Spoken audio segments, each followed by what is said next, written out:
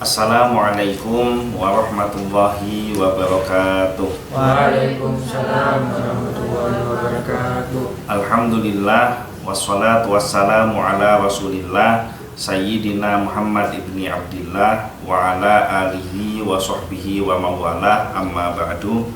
Alhamdulillah, pada siang hari ini kita kembali melanjutkan kajian rutin kitab Bulughul Maram, masih di dalam kitab shalah, yaitu kitab tentang sholat. Bab yang kedua yaitu babul adzan, bab tentang adzan, hadis yang ke 160. Hadis yang ke 160 ini merupakan hadis terakhir di bab yang kedua, babul adzan, di dalam kitab shalah. Insya Allah besok kita akan melanjutkan hadis yang ke 161, bab yang pertama di dalam hadis yang pertama di dalam bab yang ketiga, yaitu babu syurutis shalah, bab tentang syarat-syarat shalat. Wa an Jabirin radhiyallahu anhu, dan dari Jabir radhiyallahu anhu, anna Rasulullah sallallahu alaihi wasallam qala, bahwa Rasulullah sallallahu alaihi wasallam telah bersabda, man qala, barang siapa yang berkata atau yang berdoa, hina yasma'un nida, ketika dia mendengarkan azan, Allahumma rabba hadhihi da'wati tammah wassalatil qa'imah ati Muhammadanil wasilata wal fadilah wab'athhu maqaman mahmudan alladzi wa'atta halat lahu syafaati, maka dia akan mendapatkan syafaatku yaumal qiyamah, pada hari kiamat. Akhrajahul arba'ah, dikeluarkan oleh imam yang 4. Ini redaksi doa adzan menurut hadis yang diriwayatkan oleh Jabir radhiyallahu anhu. Karena redaksi doa adzan ada yang berbeda-beda. Mungkin beberapa di antara teman-teman di sini hafalnya ada beberapa kalimat tambahan selain yang dibacakan tadi. Ya, kita artikan dulu makna dari bacaan adzan sesuai dengan hadis yang diriwayatkan oleh Jabir. Allahumma rabba hadhihi da'wati tammah, ya Allah, Tuhan pemilik dakwah yang sempurna ini. Dakwati tammah itu artinya dakwah yang sempurna. Dimaksud dakwah yang sempurna itu adalah dakwah yang mengajak kepada seluruh umat manusia untuk menauhidkan Allah. Jadi dakwati tammah artinya dakwah yang tauhid. Nah, ini sudah ada tanda-tanda mulai mengantuk ini beberapa orang. Kalau pintu dibuka kenapa? Mengganggu suara kan? Enggak, dibuka aja ya biar tidak panas. Atau kalau tidak dibuka, kipas anginnya aja dinyalakan. Jadi biar tidak panas. Betul ya? Betul saya? Saya lanjutkan. Allahumma rabba hadhihi da'wati tammah, ya Allah, Tuhan pemilik dakwah yang sempurna. Nah, dakwah yang sempurna itu dakwah apa? Dakwah tentang apa? Tentang tauhid. Apa itu tauhid? Keyakinan. Tauhid itu adalah akidah atau keyakinan dalam hal keesaan Allah. Jadi tauhid itu penekanan dalam hal akidah la ilaha illallah. Dan panggilan sholat itu adalah tanda bahwa panggilan itu hanya ditujukan untuk orang yang iman kepada Allah. Dan ciri-ciri orang yang iman kepada Allah adalah mengerjakan sholat. Karena pembeda seorang muslim dengan yang bukan muslim terletak pada sholatnya. Jadi kalau ada orang Islam yang tidak sholat, maka dia hampir tidak ada bedanya dengan orang yang non muslim, kecuali hanya keimanannya saja. Atau jangan-jangan keimanannya atau keislamannya hanya warisan. Karena bapaknya Islam, ibunya Islam, jadi dia terlahir sebagai orang Islam. Tapi imannya bukan iman Islam. Rabba hadhihi da'wati tammah ini mengingatkan kepada kita bahwa sholat itu adalah hadiah terbaik dan terindah untuk umatnya Nabi Muhammad yang iman kepada Allah. Wassalatil qa'imah, maka sholat telah di apa? Sholatil qa'imah, apa artinya qa'imah? maka sholat yang ditegakkan. Al-qaim, berdiri, maka sholat ditegakkan. Rabb hadhihi da'wati tamma, Tuhan pemilik dakwah yang sempurna, yang mana dengan adanya panggilan yang sempurna ini, panggilan tauhid ini, sholat akan ditegakkan, sholat dikerjakan. Ati Muhammadanil wasilata wal fadilah, berikanlah kepada Nabi Muhammad al-wasilah. Apa itu al-wasilah? Al-wasilah. Hah? Kok pesan? Al-wasilah. Al-wasilah itu ada dua makna. Makna yang pertama, kedudukan yang tinggi. Berikan kepada Nabi Muhammad kedudukan yang tinggi. Yang kedua, al-wasilah itu adalah bermakna tawassul, sambungan. Berikanlah kepada Nabi Muhammad sambungan untuk kita sebagai umatnya, supaya ketika kita berdoa kepada Allah ada wasilah, ada sambungan melalui Nabi Sallallahu Alaihi Wasallam. Nah, ini juga dalil tawassul. Ya toh, ini kan dalil tawassul. Ketika kita doa ati sayyidana Muhammadanil wasilata wal fadilah, yang menentang tawassul pun kalau habis adzan doanya yang minta wasilah melalui Nabi Muhammad. Dia tidak percaya tawassul, tapi dia bertawassul kepada Nabi Muhammad. Al-fadilah, apa artinya fadilah? Fadilah itu kedudukan yang mulia. Kalau wasilah kedudukan yang tinggi, fadilah kedudukan yang mulia. Wa ba'ashu maqamam mahmudan lilladzi wa'atta. Wa ba'ashu, dan bangkitkan Nabi Muhammad maqaman, dengan kedudukan, makom itu kedudukan, mahmudan, yang paling terpuji, mahmudan, alladzi wa'atta, yang telah engkau janjikan kepada Nabi Muhammad. Halat lahu syafaati, maka dia akan mendapatkan syafaatku yaumal qiyamah, pada hari kiamat. Yang menjadi pertanyaan adalah, kenapa kok Nabi SAW harus didoakan? Ini kadang-kadang kan ada orang yang menanyakan kan, padahal beliau adalah kekasihnya Allah, beliau makhluk yang paling sempurna, beliau dijamin masuk surga bahkan sebelum penciptaannya. Tapi kenapa kok harus didoakan? Ada yang tahu jawabannya? Hanya mengharap syafaat pertolongan. Ya, alasannya hanya mengharapkan syafaat. Tapi pertanyaannya, kenapa kok harus didoakan? Untuk Nabi Muhammad itu faedahnya apa? Fungsinya apa buat Nabi Muhammad? Itu kan kalau syafaat kan buat kita fungsinya kan. Nah, kalau buat Rasulullah sendiri fungsinya apa? Sholawat itu kan doa kepada Nabi juga kan. Allahumma sholli ala Muhammad. Ya Allah, limpahkan sholawat kepada Nabi Muhammad. Kenapa kok harus didoakan Nabi Muhammad? Padahal tanpa didoakan pun beliau pasti akan masuk surga. Dan beliau gak butuh dengan doa kita, karena pasti akan dimasukkan ke surga oleh Allah bahkan sebelum beliau diciptakan. Sudah dijamin surganya, kan gitu toh. Nah, pertanyaannya kenapa? Fungsinya untuk Nabi Muhammad itu apa? Fungsi dan tujuan yang paling utama adalah supaya umatnya tidak kecelakaan seperti umat yang sebelumnya. Umat yang sebelumnya memuliakan Nabi Isa terlalu berlebihan, sehingga akhirnya kecelakaan mengkultuskan Nabi Isa seolah-olah Nabi Isa ini sejajar dengan Tuhan. Maka kalimat sholawat ini adalah kalimat pembeda dan penegasan bahwa semulia-mulianya Nabi Muhammad, beliau tetap makhluknya Allah dan tidak bisa dikatakan sejajar derajatnya atau menyamai Allah karena beliau makhluk. Bahkan ada penegasan lagi kan, Muhammadan abduhu wa rasuluh. Nabi Muhammad itu adalah hambanya dan utusannya Allah. Ditegaskan, hamba itu kamu tahu apa artinya hamba? Hamba itu kalau sekarang ya kurang lebih pembantu. Kalau zaman dulu hamba itu bahkan budak. Jadi kalimat abduhu, manusia yang semulia Nabi Muhammad SAW, tetap ada penegasan abduhu, hambanya Allah, budaknya Allah. Nah, ini untuk supaya umatnya tidak kecelakaan. Paham ya?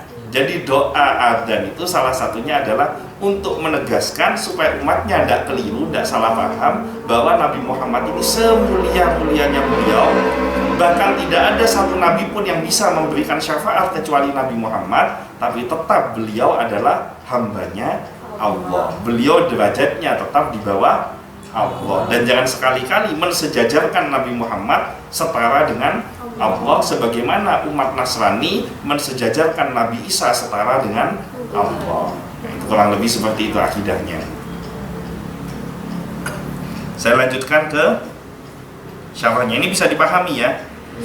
Jadi coba bayangkan, siapa yang dengar adzan, baca doa selesai adzan, pasti dijamin akan dapat syafaat dari Nabi Sallallahu Alaihi Wasallam. Hafal nggak doa selesai adzan? Ada yang belum adzan? Ada yang belum hafal? Ada yang belum hafal? Hah? Ada berapa orang yang belum hafal? Yang belum hafal, yang sudah hafal tolong dibantu. Yang sudah hafal,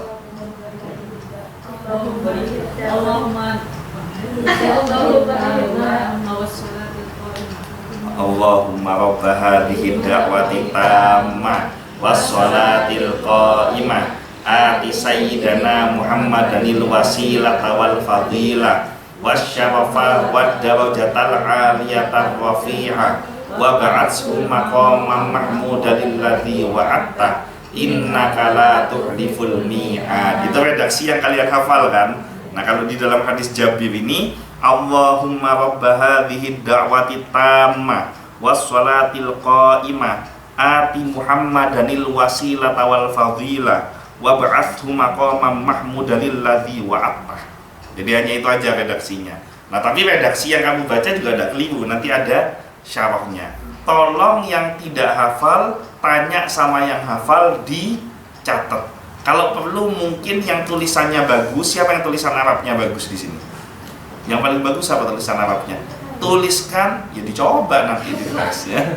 Tuliskan doa setelah adzan, tempelkan, boleh di dinding sini, boleh di kaca, boleh di mana. Selesai adzan dikumandangkan, langsung tangannya angkat, doa selesai adzan. Berdoa pasti akan mendapatkan syafaat dari Nabi Sallallahu Alaihi Wasallam. Misalkan kamu habis adzan dikumandangkan, kamu doa Allahumma rabba hadhihi da'wati tammah, belum waktunya sholat mati kamu, nah, kamu dapat syafaat dari Nabi Sallallahu Alaihi Wasallam. Astagfirullah, ya alhamdulillah toh kalau dapat syafaat. Bukan nyumpahin kamu mati. Maksudnya kalau kamu mati setelah selesai baca doa adzan, itu akan dapat syafaat dari Nabi Sallallahu Alaihi Wasallam.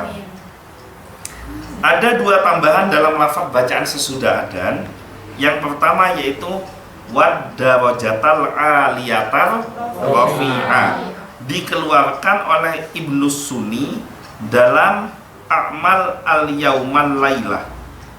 A'mal al-Yaum wal Lailah. Amal al-Yaum wal Lailah. Jadi amal maksudnya amalan yang dilakukan pada siang dan malam. Ini tambahan mudraj dan termasuk tambahan yang tidak ada asal usulnya. Tambahan ini tidak ada sebagaimana kata Ibnu Hajar dalam At-Talkhis.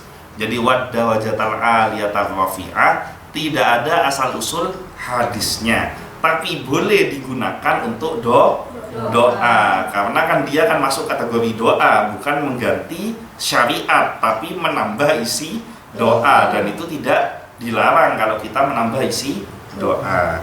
Yang kedua ada kalimat tambahan innaka la tukhliful mi'ad, ditambahkan di akhir bacaan adzan. Namun tambahan ini syad itu menyelisihi yang lebih kuat. Jadi maksudnya kalau secara redaksi yang hadis yang lebih kuat itu hadis yang tadi kita baca dari Jabir tanpa kalimat innaka la tukhliful mi'ad.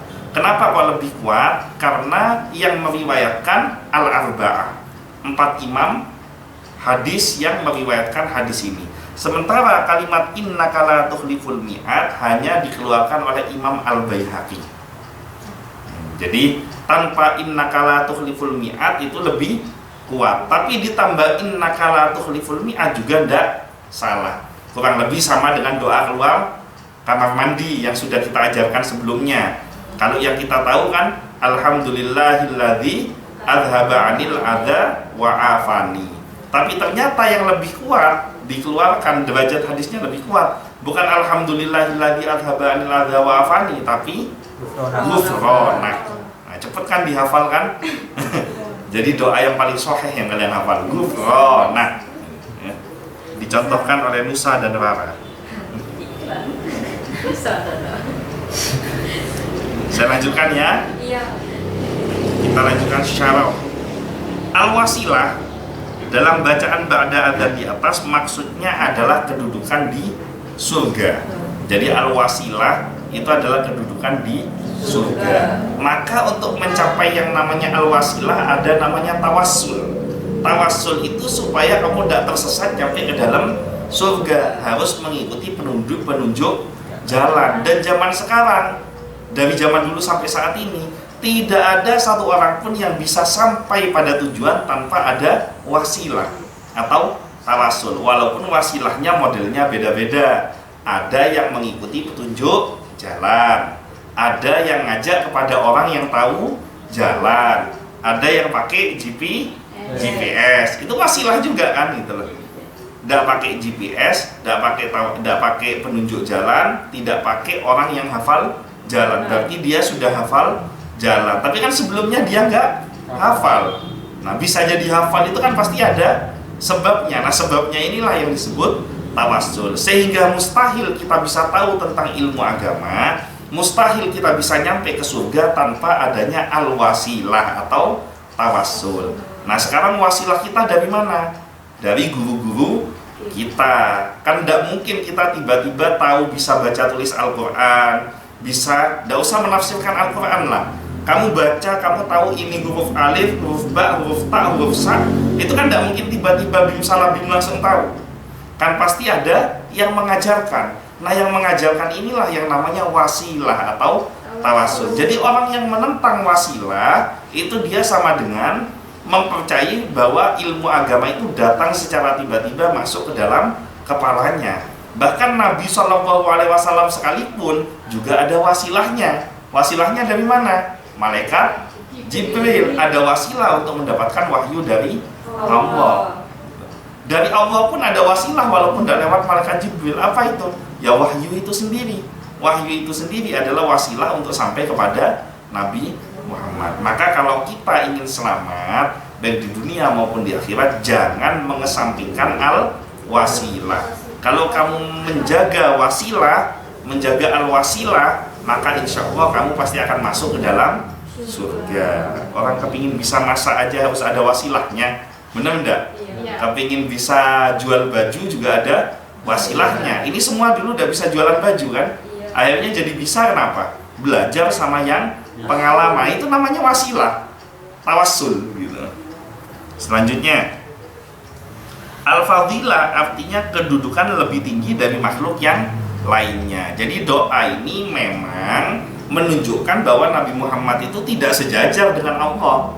Nabi Muhammad itu bukan Allah. Nabi Muhammad itu bukan perwujudan Tuhan yang ada di dunia ini. Nabi Muhammad itu hanya makhluk yang diciptakan oleh Allah. Tapi walaupun statusnya makhluk, ada penghormatan kepada beliau dengan kalimat al-fadilah. Al-fadilah itu artinya adalah orang yang punya kedudukan lebih tinggi dari makhluk manapun.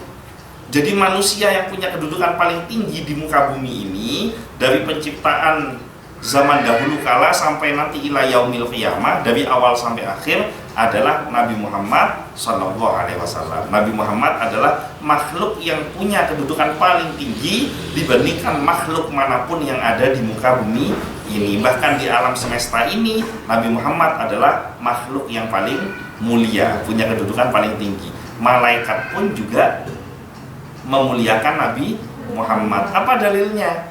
Dalilnya ketika Nabi Adam diciptakan, malaikat disuruh sujud kepada Nabi Adam. Berarti status manusia lebih mulia daripada malaikat, kan begitu toh? Kalau pikiran gampangnya, logika simpelnya. Sementara Nabi Adam, ketika beliau diusir oleh Allah dari surga gara-gara makan buah khuldi, nah beliau menyesali dosanya, ingin berjumpa dengan Siti Hawa, itu dihukum selama 40 tahun.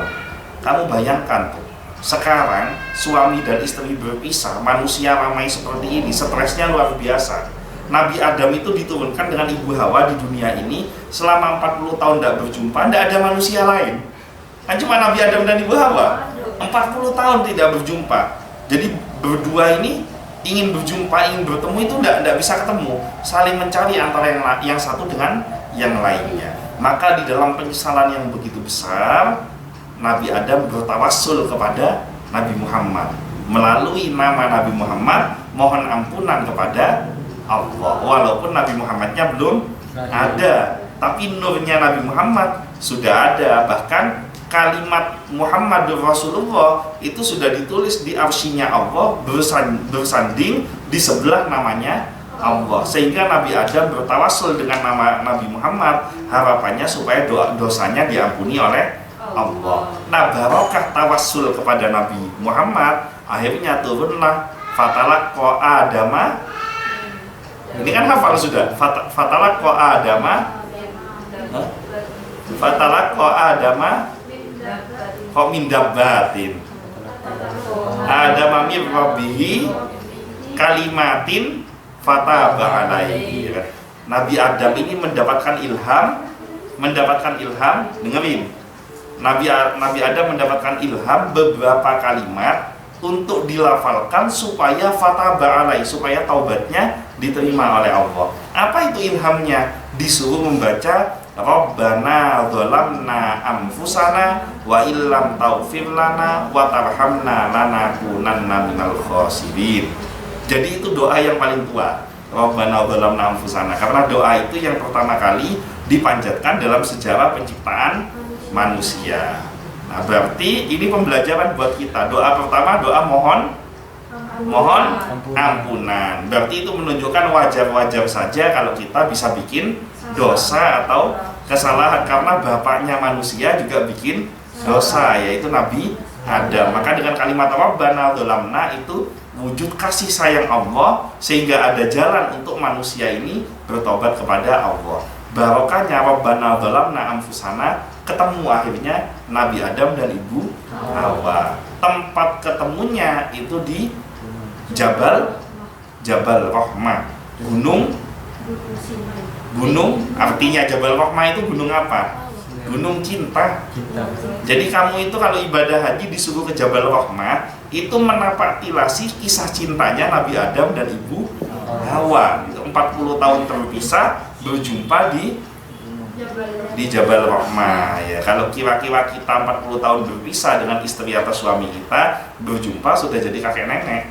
40 tahun. Tapi kan Nabi Adam kan 1000 tahun baru wafat beliau kan usianya. Berarti kesimpulannya apa? Kesimpulannya Nabi Muhammad punya kedudukan yang paling tinggi dibandingkan makhluk yang lain. Bahkan malaikat bersujud kepada Nabi Adam, dan nama Nabi Adam bertawassul menggunakan nama Nabi Muhammad. Selanjutnya, maqamam mahmuda. Arti maqamam mahmuda itu artinya setiap yang melihat Nabi SAW tanpa sadar akan terucap lisan ini untuk memujinya. Bahkan lawannya sekalipun, bahkan musuhnya sekalipun, itu tidak ada satupun yang mampu menceritakan perangai buruk dari Nabi SAW, karena sama sekali tidak ditemukan perangai buruknya. Setiap yang memandang selalu memujinya. Itu ada dalam syair sholawat. An-Nabi dzakal arush dzikruhu. Jadi hafal ini. An-Nabi dzakal arush dzikruhu yuhyin nufus. Kan ada itu. Ahlan wa sahlan lin nabi. Kan ada syairnya. An-Nabi dzakal arush dzikruhu yuhyin nufus. Kan ada itu kan? Iya aja sudahlah. An-Nabi dzakal arush. Nabi itu bagaikan pengantin. Kamu tahu pengantin itu gimana? Pernah datang ke acara pernikahan? Ya. Ketika di dalam acara pernikahan, terus MC mengatakan, marilah kita sambut kedua mempelai yang berbahagia. Wah, ini masuk kan pengantin. Itu tidak ada satupun orang di dalam ruangan itu yang matanya tidak memandang kedua pengantin itu. Pasti semuanya akan memandang kedua sepasang pengantin tersebut, betul nggak? Ada nggak ketika pengantin lewat ngelihat bakso? Nggak ada kan? Pasti pengantin yang dilihat, betul nggak? Walaupun kamu suka bakso, tapi yang dilihat tetap pengantinnya. Nah, Nabi SAW itu dakal arus, bagaikan pengantin, sehingga ketika beliau lewat, hanya lewat saja, mustahil mata ini kalau tidak memandang kepada beliau, karena saking indahnya beliau, saking terpujinya beliau. Jadi mata ini memandang dengan terpesona. Jadi seperti orang yang terhipnotis melihat kemuliaan Nabi Shallallahu Alaihi Wasallam. An Nabi dzakal arus, dzikruhu yuhyin nufus. Mengingatnya, bahkan menyebut namanya, yuhyin nufus, menghidupkan jiwa yang sudah mati. Ada yang pernah pengalaman ikut majelis sholawatan? Pernah kan?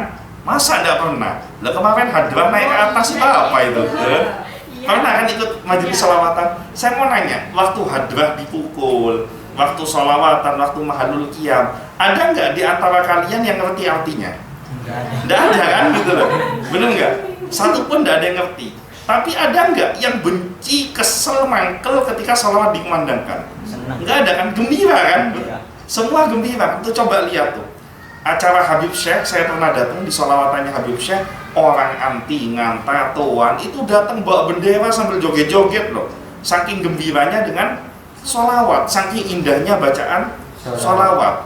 Nah, itu namanya yuhyin nufus, menghidupkan jiwa yang sudah mati. Jadi orang walaupun non-muslim sekalipun, itu selalu merasa nyaman mendengarkan bacaan sholawat. Loh, terus ada sekarang model-model orang Islam tidak jelas yang mengharamkan pembacaan sholawat. Ini kan Islam tidak waras ini. Sholawat kok diharamkan. Sementara orang non-muslim gembira mendengar sholawat. Kan nggak tahu artinya semua kan? Lalu mahalul qiyam, ya Nabi salam. Senang semua kan? Ada nggak? Kama ya Nabi salam kan? Kok ketondong? Nggak ada kan? Bahkan ketika ya Nabi salam nggak ngelihat jam semua kan, gitu loh. Semua habis ya Nabi salam baru ngelihat jam. Makanan keluar nggak ngelihat jam lagi. Lihat makanan. Nah, akibat dzikruhu yuhyin nufus, menghidupkan jiwa yang mati, an-nasara wal majus aslamu ala yadi. Banyak orang Nasrani, banyak orang Majusi yang masuk Islam di tangan Nabi SAW bukan tertarik kepada Al-Qur'annya, bukan tertarik kepada Islamnya, bukan tertarik pada konsep tauhidnya, tapi masuk Islam hanya gara-gara gembira memandang Nabi Muhammad. Maka sebenarnya kalau kamu kepingin tahu ulama pewaris para nabi itu seperti apa, ciri-cirinya gampang. Kalau kamu memandangnya ingat kepada Allah, ngelihat wajahnya saja, tidak usah beliau ngomong, pokoknya kamu lihat aja mukanya, kamu langsung ingat kepada Allah, berarti ini benar-benar pewarisnya para nabi. Ketika memandang wajahnya, hatimu jadi gembira, jadi tenang, berarti ini pewarisnya ilmunya para nabi. Jadi gampangnya kayak gitu. Tapi kalau kamu ngelihat mukanya kiai mangkel, nah ini berarti kiai gadungan ini. Karena kiai yang betul itu setiap memandang hati akan tenang, gembira gitu. Ada nggak yang melihat wajahnya kayak Azaim mangkel? Nggak ada kan? Ngelihat fotonya aja kan? Ini bukan kayak Azaim. Ini kiai saya. Nah coba lihat tuh wajah-wajah beliau itu. Itu kan para alim ulama itu kan. Ada Kiai Muhammad bin Hasyim, ada Nyai Zainab Siddiq. Memandang wajahnya saja ingat Allah. Ada nggak yang ngelihat wajahnya langsung ingat aduan ayam? Nggak ada kan gitu. Ingat diskotik, nggak ada kan gitu. Ingatnya langsung kepada Allah gitu. Minimal ingat ibadah kepada Allah, itu namanya dzikruhu yuhyin nufus. Nah, kamu cari guru yang model seperti itu.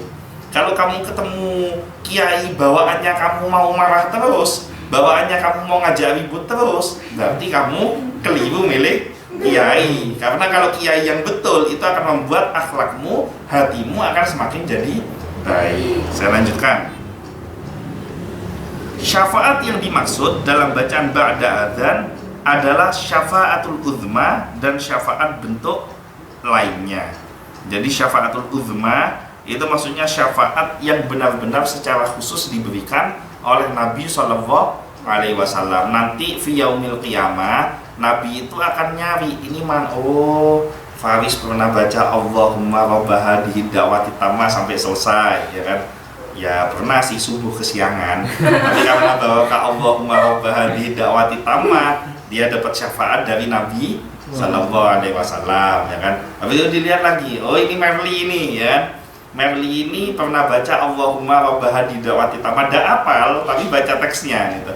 Pernah sih makan bakso 5, bayarnya 3 tapi tetap dapat syafaat dari Nabi Sallallahu Alaihi Wasallam.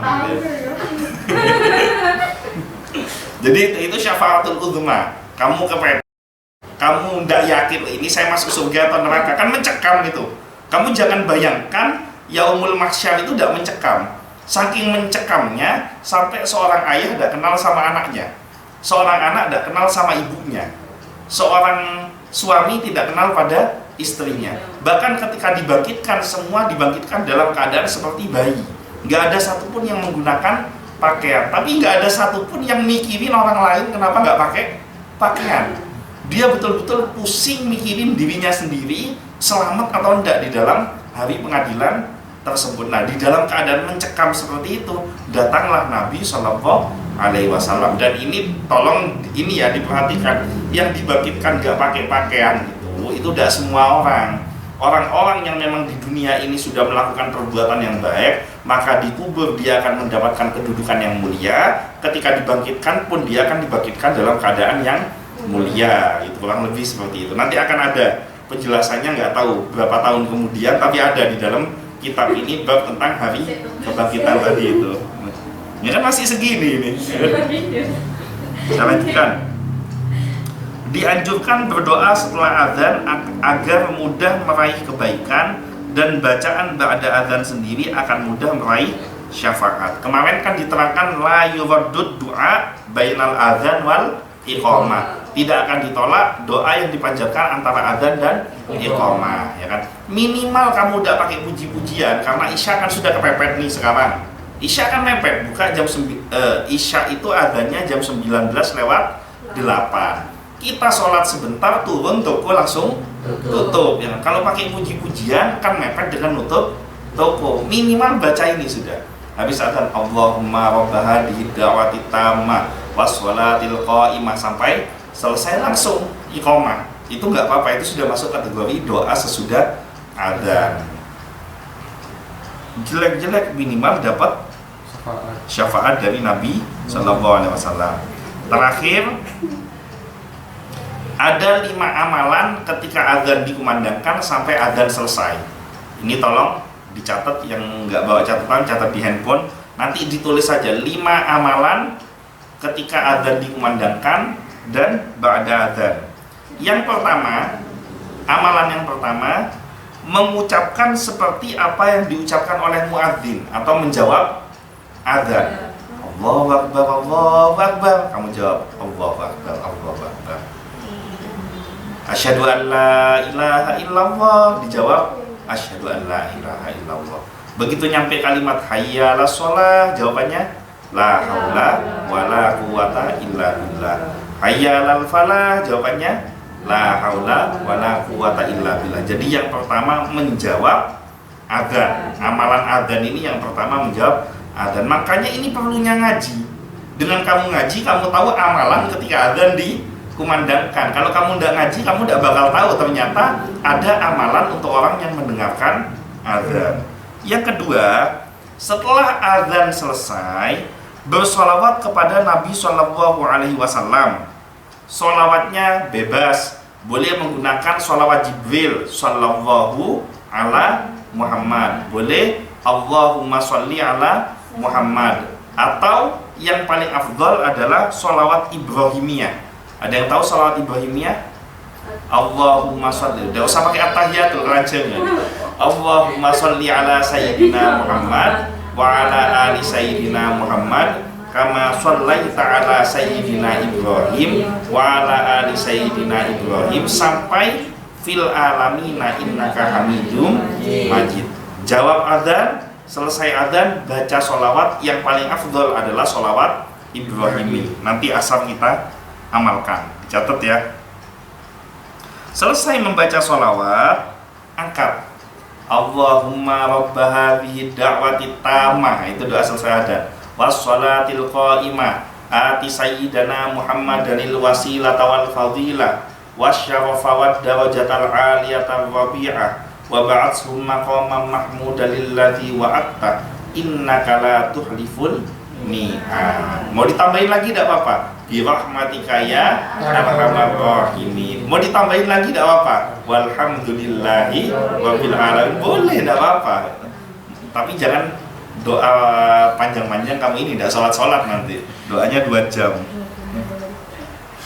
Nah, selesai kamu membaca Allahumma rabba hadhihi da'wati tammah yang ketiga. Yang keempat, kamu baca asyhadu an la ilaha illallah wahdahu la syarikalah wa asyhadu anna Muhammadan abduhu wa rasuluh raditu billahi rabba wa bil islami dina wa bi Muhammadin nabiyya. Ini disebutkan dalam hadis Sa'ad bin Abi Waqqas. Asyhadu an la ilaha illallah wahdahu la syarikalah wa asyhadu anna Muhammadan abduhu wa rasuluh raditu billahi rabba wa bil islami dina wa bi Muhammadin nabiyya.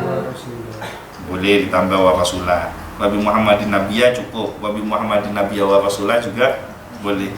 Terakhir baru memanjatkan doa sesuai yang diinginkan. Adzan. Begitu adzan selesai dikumandangkan, dengerin.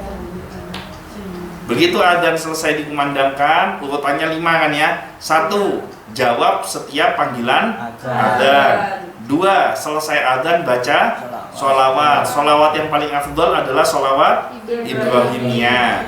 Nah, bukan sholawat Ibra ya, sholawat Ibrahimiyah.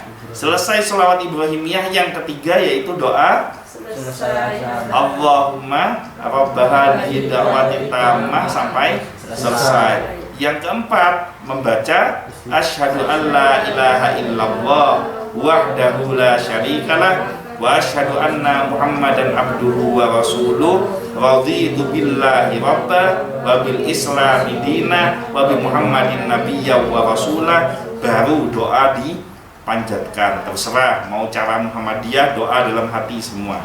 Mau cara NU, ya doa bersama-sama. Saran saya yang isinya benar-benar doa. Kalau seperti tadi itu bukan doa, gimana tadi itu? Obat hati, itu nggak ada doa. Kecuali kalau ditambah dengan sholawat. Allahumma sholli wa sallim ala. Itu tidak apa-apa, karena ada doa sholawat kepada Nabi Muhammad. Tapi kalau langsung obat hati, tidak ada Allahumma shollinya, itu bukan doa. Itu kamu cuma cerita tentang kebaikan melalui lagu. Jadi pilih yang isinya adalah doa, supaya doa semua, doa sama-sama, yang gampang-gampang aja, yang semua bisa ikut baca doa. Astaghfirullah, hafal kan itu? Ya arhamar rahimin, ya arhamar rahimin, ya arhamar rahimin, farrij 'alal muslimin. Itu tidak apa-apa. Ada pertanyaan sampai di sini?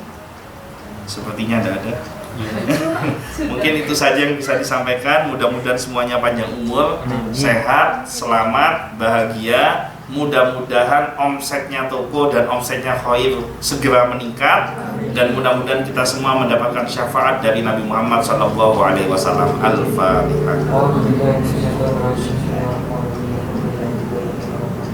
Iya.